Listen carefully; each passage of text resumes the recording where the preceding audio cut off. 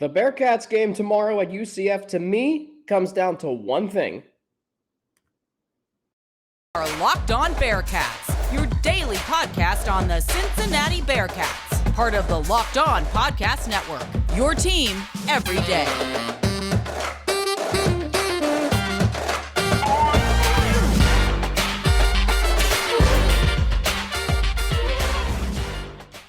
Yep, it's Friday. Thanks for making Locked On Bearcats your first listen of every day, free and available everywhere you get your podcasts and on YouTube. Subscribe to our Locked On Bearcats YouTube channel. Follow us, too, to get an alert every time we drop a new episode. I'm Alex Frank, your host each and every day. Today's episode of Locked On Bearcats is brought to you by Underdog Fantasy. Sign up on UnderdogFantasy.com with the promo code LOCKEDON and get your first deposit doubled up to $100. All right, so to me, this game tomorrow comes down to one thing: culture. And culture is maybe an overused word, but yet it is indispensably valuable to any successful program, business, organization. Spencer Tuckerman from the Media Relations Department wrote a piece on GoBearcats.com after Luke Fickell won his 54th game, all-time winningest head coach in Bearcats football history. And it can be attributed to a lot of different things. It can be attributed to recruiting. It can be attributed to their style of play. To me, it's about culture. And I'm going to take you back. And this ties in with something Luke Fickell said earlier this week at his press conference. It's something that Spencer Tuckerman wrote about. Think about the great wins of the Luke Fickell era, right? Notre Dame, conference championship wins, UCF in 2019, UCLA, UConn in 2017. And Spencer mentioned this. And that game, I don't think a lot of us at the time thought of it as much of anything. What it was a win in the last game of the regular season against a lowly UConn team. Bearcats finished the season 4-8. They go into the offseason with a win, which is a heck of a lot better than going into the offseason with a loss. And I remember a few days later, Luke Fickell wrote a letter to the entire University of Cincinnati, promising that he would do everything he could, and the program was going to do everything it could to put a championship caliber product on the field by next year. And that was ambitious at the time. You know what happened the next year? The Bearcats came within one game of playing for a conference championship in year 2 under Luke Fickell. Think about that for a minute. That's culture. And by the way, what did that win over UConn start? A home game winning streak that has not, well, that's obvious, a 30-game home winning streak. That win over UConn started a streak that the Bearcats have won 30 straight games at home. That's culture. Defending your home turf, home field advantage, playing with pride, playing for your university, playing for your community, playing for your city. That's culture, okay? Now let's go to something else. So if you remember 2017, and it feels like a lifetime ago, the Bearcats played Central Florida in October. Home game, UCF wins 51-23. Asterisk, game was called after 3 quarters due to rain. If that game had not been called due to rain, UCF would have run up 70 points. I guarantee you it. That offense was lethal. That offense was Mackenzie Milton, Traquan Smith. I believe Traquan Smith was on that team. It was an incredibly, Scott Frost, head coach, an incredible offense.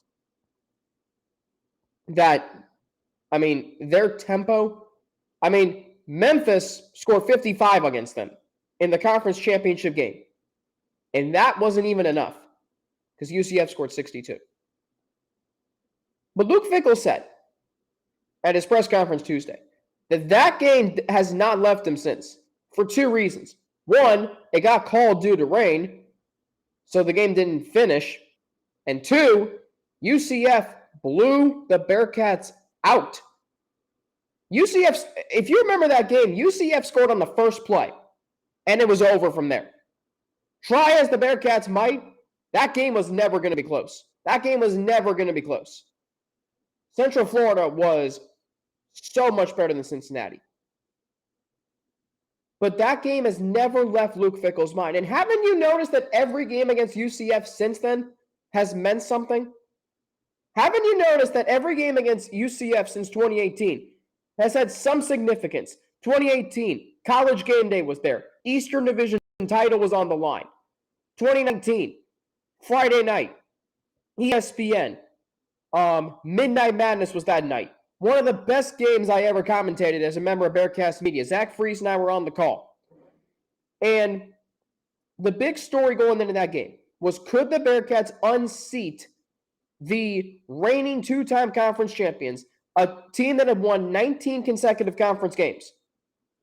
And ever since that night, when UC beat Central Florida, and everybody, and you all know the one play that changed the course of the game, changed the course of the two teams' trajectories over the last 3 seasons, and forever cemented the University of Cincinnati as the top dog in the American, and it propelled an unknown cornerback from Detroit, Michigan to the number 4 overall pick in the NFL draft this past April.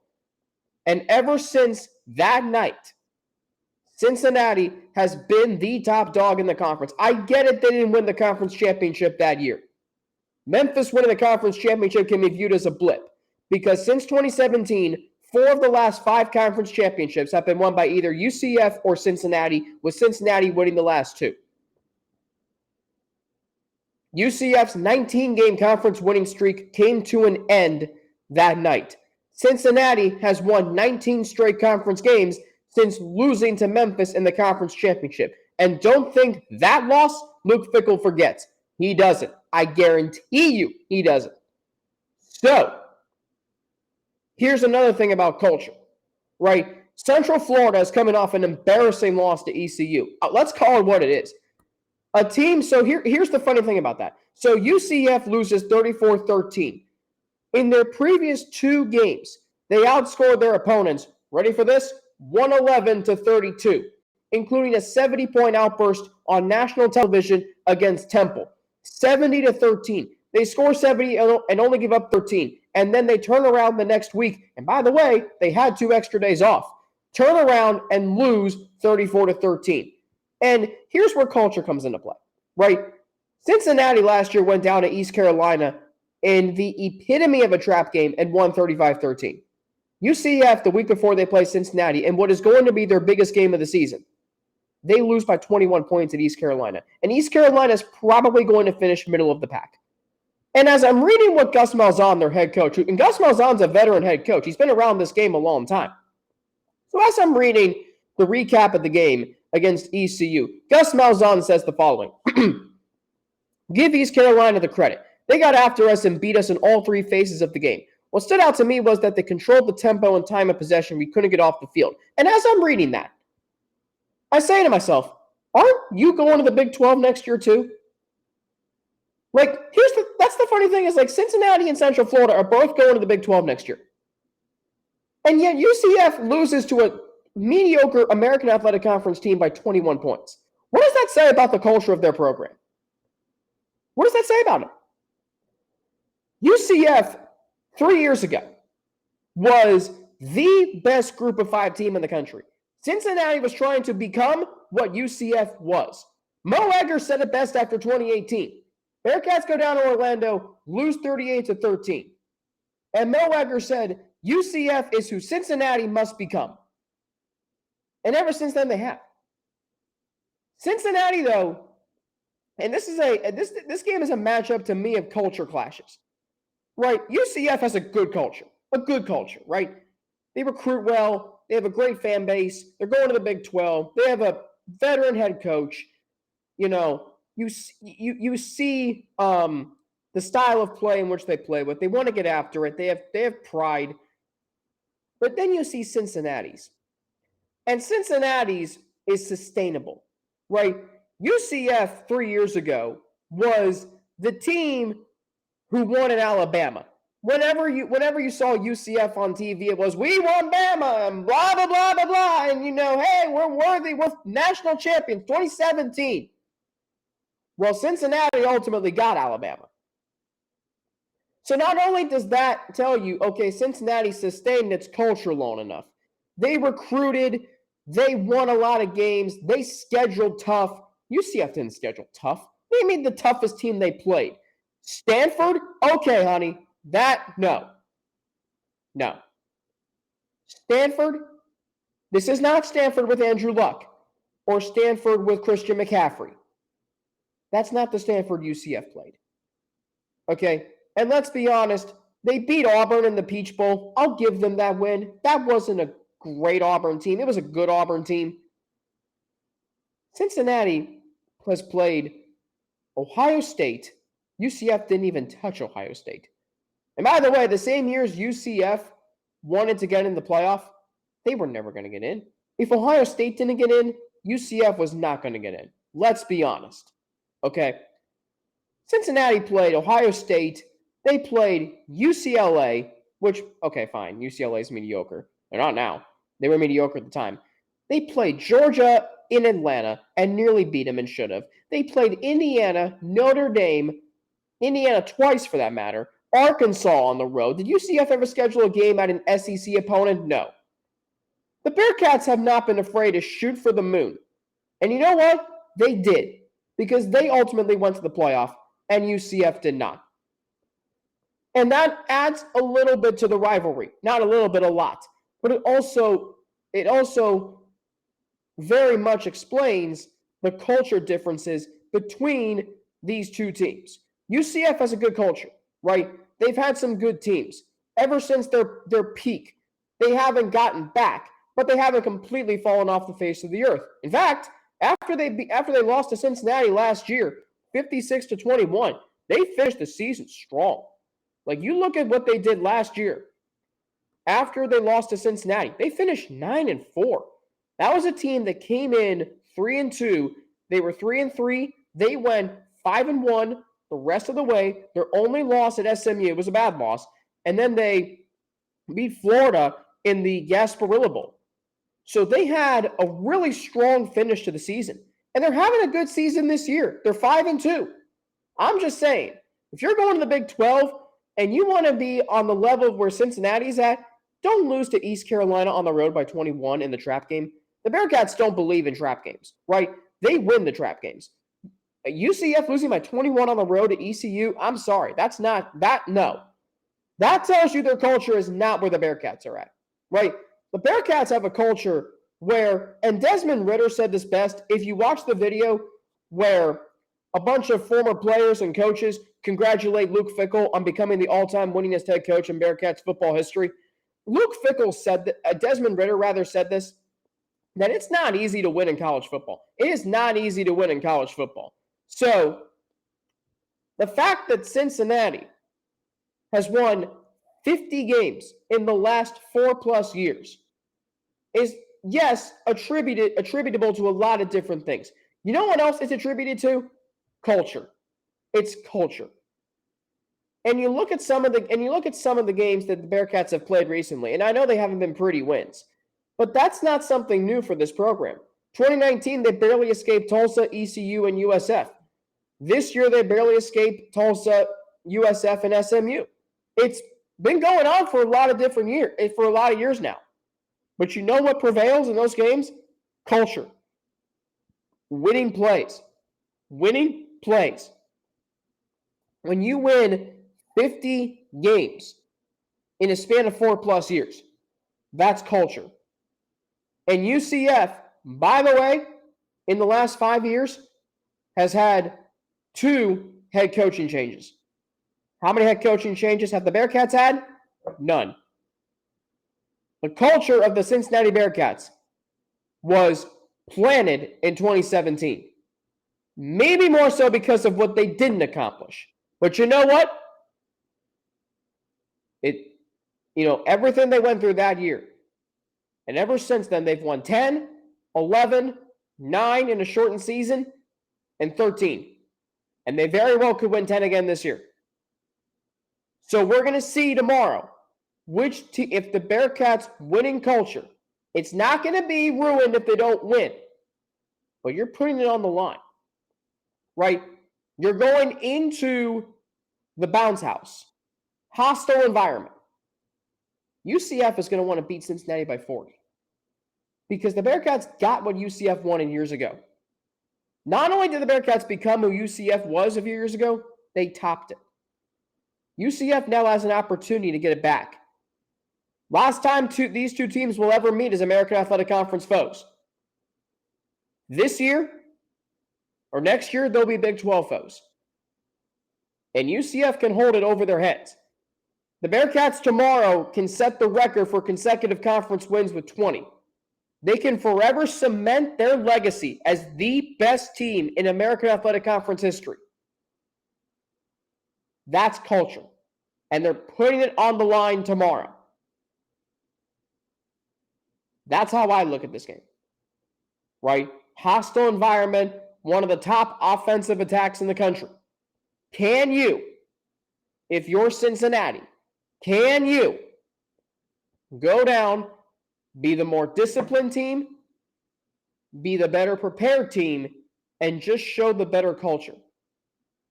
2 years ago, they did. And I'm going to explain to you why one thing that I remember vividly from that game is a key to tomorrow's game. Plus, something UCF does very well that the Bearcats do not, but is going to be vital to the Bearcats winning this game tomorrow. I'll get into all of that after a word from Underdog. This episode of Locked On Bearcats is brought to you by Underdog Fantasy, the easiest place to sign up to spice up college football season. So it's easy to play and available in over 30 states. Just pick between 2 and 5 players across any team, not just your team, and decide if they will finish higher or lower. One of the easiest fantasy to play games out there, and you can win cold hard cash in a single game. For example, last week in the Syracuse-Clemson game, I took Sean Tucker, lower than 93.5 rushing yards. Clemson was a hard team to run against, and I took Oronde Gadsden the second, higher than 66.5 receiving yards in that game. In Ohio State, Iowa, I took C.J. Stroud lower than 300.5 passing yards. Really high number, but the Hawkeyes only came in over giving up 154 passing yards per game. So sign up with the Underdog with promo code Locked On, one word, Locked On, and Underdog will double your first deposit up to $100. Deposit $100, get $100 free. Go to UnderdogFantasy.com or find the Underdog Fantasy app in the App Store, Google Play Store. That's Underdog Fantasy. Promo code Locked On. Get in on the college football pick'em action today. Hey, thanks for making Locked On Bearcats your first listen. For your next listen, check out the Locked On Sports Today podcast. It's the biggest stories of the day, plus instant reactions, big game recaps, and the take of the day. Available on the Odyssey app, YouTube, and wherever you get your podcast, hosted by Peter Bukowski. All right, so the Bearcats in UCF tomorrow to take on the Knights, 3:30 kick on ESPN. Same commentating crew as last week. Mark Jones, Robert Griffin III, Quinn Kesenick, Dan Hoare, Jim Kelly Jr., Mo Egger on 700 WLW. Their coverage starts at 3 with the R&L Carriers pregame show. All right, so this game to me, and by the way, UCF is a dang good team. When you look at some of their statistics, they are 6th in the country in total offense, averaging 511 yards per game.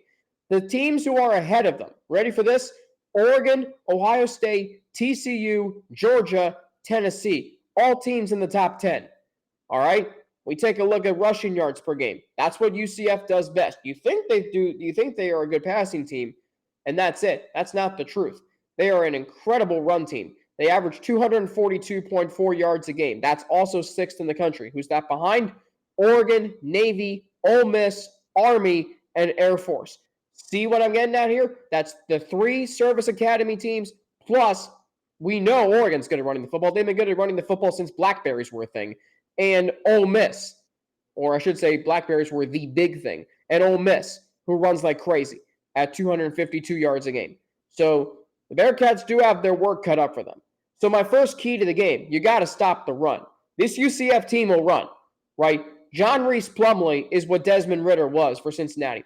So far this season, John Reese Plumlee, through 7 games, second on the team, or rather, no, leads the team in rushing yards, 468 yards on the season, averages 5.4 yards a carry, 7 rushing touchdowns.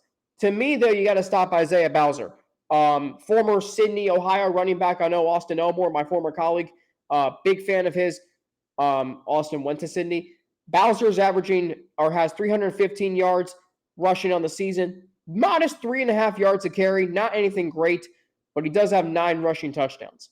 John Reese Plumlee through the air, completing 63.7% of his passes, 1,516 yards, 11 touchdowns, 3 interceptions. So he does not turn the ball over very often, and he averages 252.7 yards per game. So he's averaging over 300 yards a game of offense.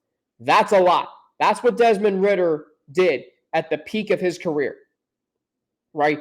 UCF now has that quarterback once again.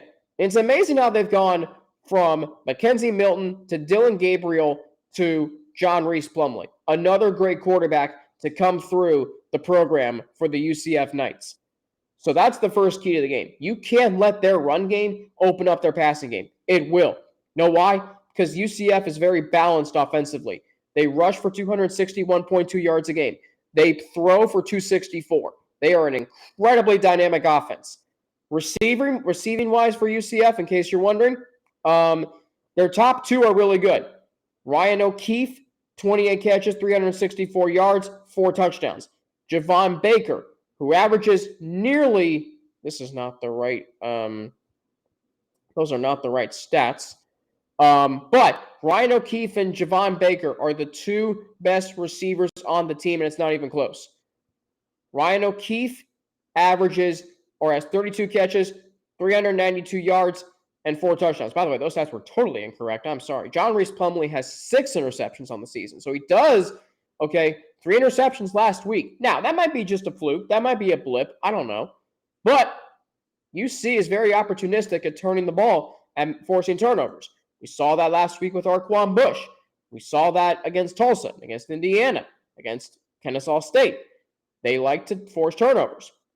And by the way, Reese Plumlee now through 7 games is averaging 5 yards a carry, 506 yards on the ground, and 7 touchdowns, averaging 72.3 per game. So he's still averaging over 300 yards a game. Ryan O'Keefe averaging over 12 yards a catch. Javon Baker averaging nearly 16 yards a catch. So very similar offense to what we're used to seeing from Central Florida. Like, they're going to spread you out. They're going to run the football. They're going to throw the ball down the field. They're going to go up tempo. They're going to keep you on your heels. But you have to be able to stop the run. That's something Cincinnati did a very good job at in 2019, right? If you remember 2019, and UCF came into that game averaging like 300 yards rushing. I mean, it was ridiculous. Their offense was otherworldly. But that game in 2019, Cincinnati's run defense in that game, spectacular. We look at the box score from that game, one of my favorite games I've ever been a part of. The Bearcats held UCF to 3 yards a carry. 42 attempts, 126 yards. Cincinnati in that game averaged 4.7. Now, the first downs, heavily in UCF's favor. Passing yards, heavily in UCF's favor. Total yards, not much of a difference. 423 to 341. But UCF had a punt 6 times. Time of possession, Bearcats held it for 31-52. UCF 28-08. UCF had 17 third down attempts. They only converted 6. Very simple. To me, it's very simple. Right? If you are able to stop the run and make UCF one-dimensional, now they will test a new-look secondary because Sauce Gardner and Kobe Bryant had unbelievable games against UCF. And the secondary of the last 3 years had unbelievable games against UCF. Sauce Gardner in 2019 changed the game. Derek Forrest with a marquee interception early in the fourth quarter in 2020.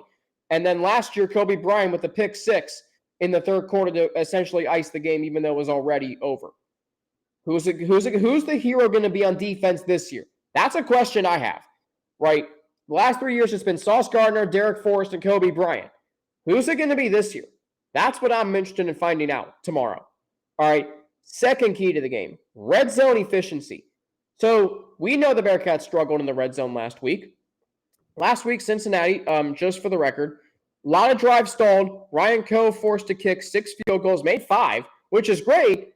You shouldn't have to be in that position in the first place. So, last week, Cincinnati in the red zone was, if I can pull up the stats. Last week, Cincinnati in the red zone was 4 of 4. That can't be right. There's no way. Were they really 4 of 4? I guess scoring. So 4 red zone trips, only 1 resulted in a touchdown. That's how you read that. 4 red zone trips, 1 touchdown. Not going to cut it against UCF. Why? Because UCF has been, their red zone defense, 26 possessions, 7 touchdowns, right? That's not even 30%, I think, if my UC math is working for me right now. The UCF defense has allowed 7 red zone touchdowns in 26 red zone possessions. If you're Cincinnati, field goals aren't going to cut it. Now I say that, and they made they had to kick 3 field goals in 2020 in Orlando. They won that game by 3 points. But let's be honest, that offense was a lot better than this year's offense. This year's offense, I'm not sure if they can compete in the shootout. UCF averages over 40 points a game. Now, Cincinnati is still scoring around 40 points a game. In fact, for the record, Cincinnati right now is averaging, let's see, the Bearcats are averaging 36.9 points a game. So they're still scoring high clip. The UCF is 37.3. Right? So the Bearcats are 24th in scoring offense. UCF is 19th. Rushing offense, UCF is 6th. Bearcats are 61st. Passing offense, very similar. 41st for Cincinnati, 39th for UCF. Defensively, UCF is really good. Passing efficiency defensively, they're 20th. Bearcats are 14th. UCF is also 15th in the country in scoring defense, even though Cincinnati has scored 36 and 56 in their previous 2 games. So, stopping the run, red zone efficiency, all vital keys to the game. Now, third key to the game for me, down and distance, right? UCF allows opponents to convert under 35% on third down. Under 35%. Let me see. The exact numbers for UCF third down, 34%. If you're Cincinnati and you went 10 of 22 last week, and you know you struggled on 3rd and short and 4th and short, but you can't get yourself into where it's 3rd and 7 or 2nd and 9. Your 1st and 2nd down plays are vital. That's where play calling comes into play. You want to run the football, fine, even though UCF's run defense is very good. But just pick up those 5 yards on 1st down. Pick up 6 yards. Make it 2nd and 4. Make the defense not know what you're going to do. Right? You cannot get into long-distance situations against Central Florida. That's not going to cut it. If you do that, that's not going to be a successful day offensively. Right? You're already going up against a beast.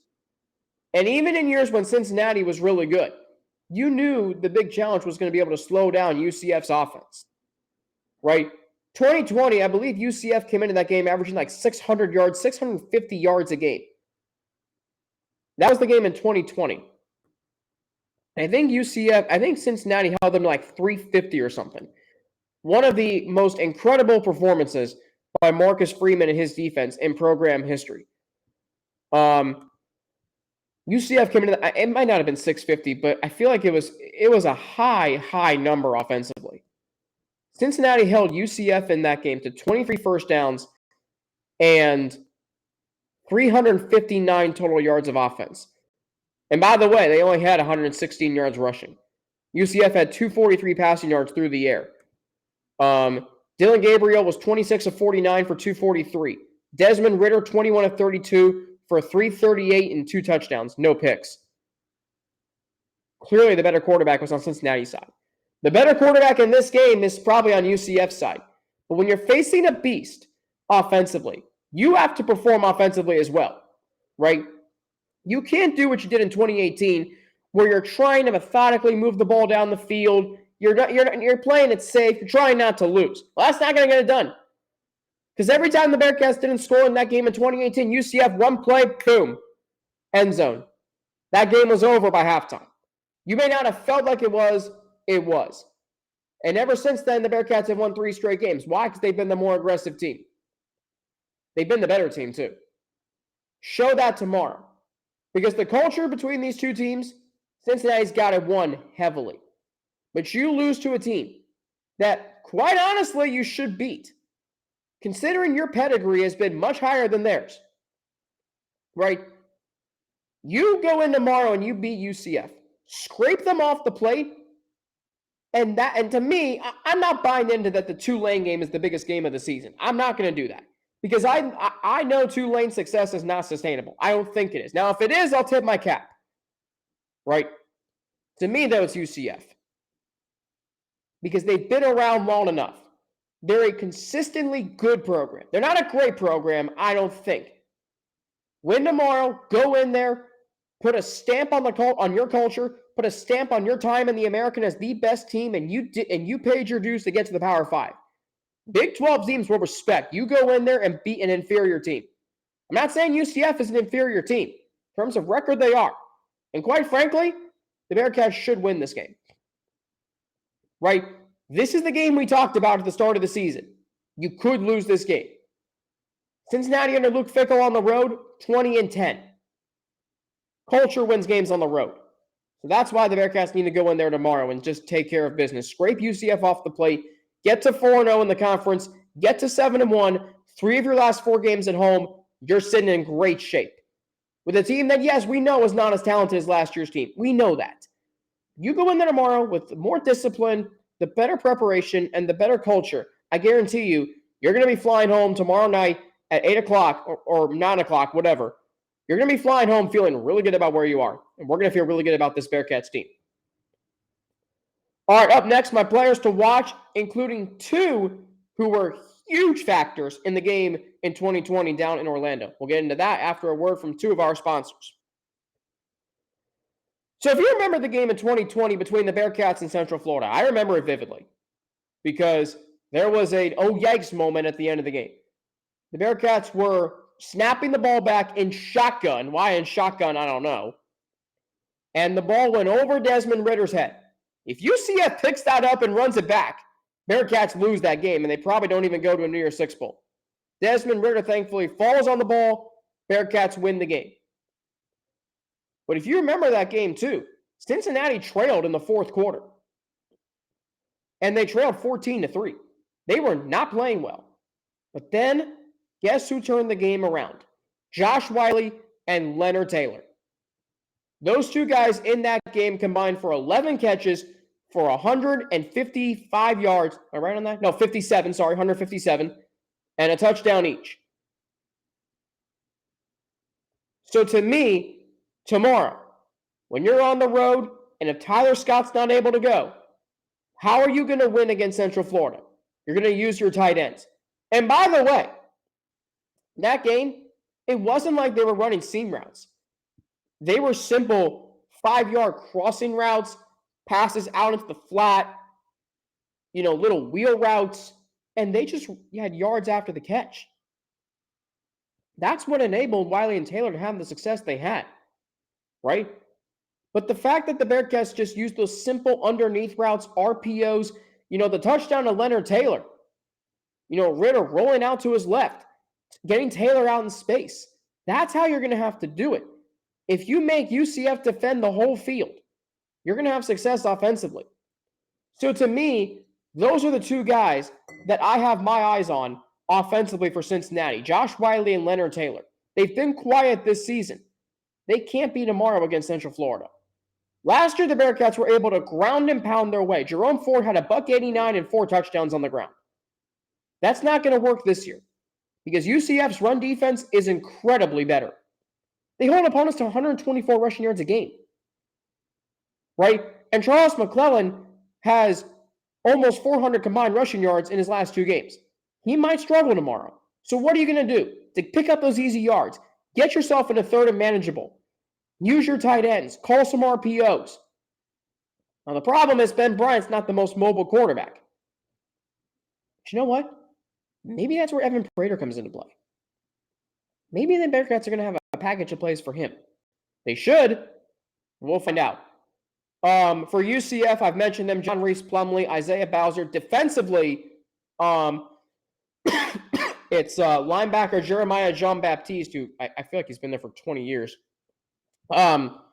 Jeremiah Jean-Baptiste is right now 4.5 tackles for loss, 1 sack, 2 pass breakups, fumble forced. Tremont Morris, brash defensive end, 9 tackles for loss, 4 sacks, 3 pass breakups, 5 quarterback hits, 2 fumble recoveries, forced fumble.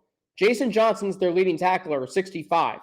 Next closest, Jean-Baptiste with 33. They have 1 dominant tackler, very similar to Richie Grant in 2019 and all the years he was with Cincinnati. He was with UCF. But to me, it's up front. Your linebackers, your front 7. And that's where I think this game will be decided, is in the trenches, right? UCF's offensive line, and very similar to Cincinnati. These two teams are similar in that their lines are not group of 5 average. They're very, very above average. Right? That's what enables UCF to run the football so well. That's what enables Cincinnati to run the football and stop the run. So both teams, offensive and defensive lines, watch out for that. Can the Bearcats run the ball against a very good UCF run defense? Can the Bearcats stop UCF's ground attack? Can the Bearcats stop John Reese Plumlee? Contain him in the pocket? That's where this game comes down to me. All right, so here we go. Score prediction. Realistically, I think UCF wins this game. But the more I think about it,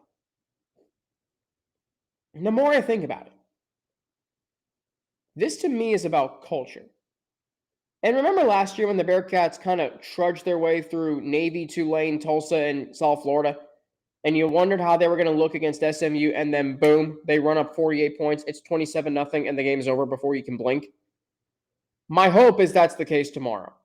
Now, that game last year, you had Desmond Ridder, you had Alec Pierce, you had Jerome Ford, you had a lot of players who, in big games, you could rely on. I don't know who they have this year.